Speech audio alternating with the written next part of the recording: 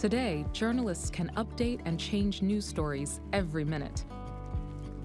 But Paul Salopek is a journalist who is interested in slow journalism. Rather than giving readers short news articles quickly and often, slow journalism aims to include more detail and meaning through one longer news piece. These are often human interest stories. For his latest piece of slow journalism, Paul is walking all day, every day, across the planet, meeting people everywhere he goes. He's walking the same route that humans traveled 60,000 years ago when they left Ethiopia for the very first time. They walked across deserts and mountains, countries and whole continents to explore new parts of the world. The journey from Africa to South America on foot will take Paul 7 long years. So what is Paul trying to find out through this project? He wants to hear about the lives of people all around the world in their own voices. So he's recording, collecting, and writing about stories from the people and places he finds along the way. News reporter Harry is joining Paul in Georgia. Harry wants to find out what Paul has learned from the people he's met so far.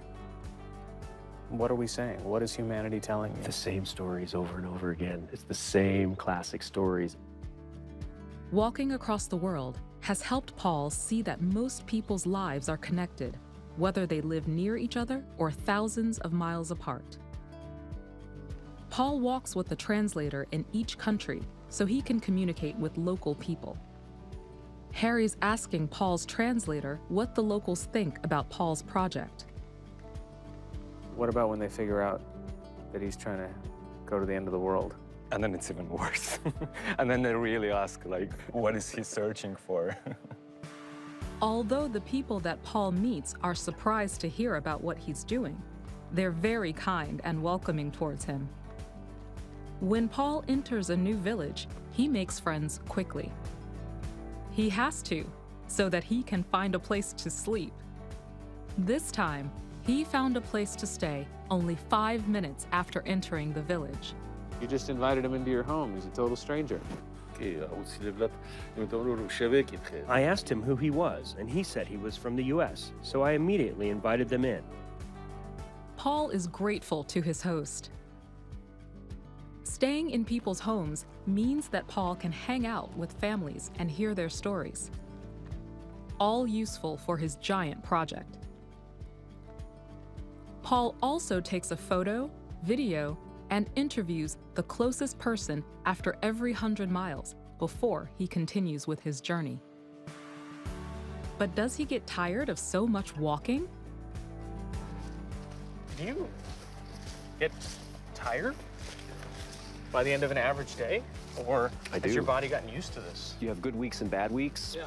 but I get tired. And, my job is to write, not just really to walk. So at the end of the day, it takes a special effort to sit down and write a story. Many people are following Paul's Human Interest Project online, especially students in schools. Online, you can find a map showing Paul's route and the photographs and stories he has uploaded along the way. His stories are about many different things. They're about the various landscapes he crosses and the different weather he encounters. They're about historic sites, nature, and animals. And, of course, they're about the people he has met and their stories of daily life, happiness, challenges, and more. At the end of this project, he'll have hundreds of different stories to share. But he still has to get through the Middle East, Asia, and all the way down to the bottom of South America on foot before he ends his 7-year trek.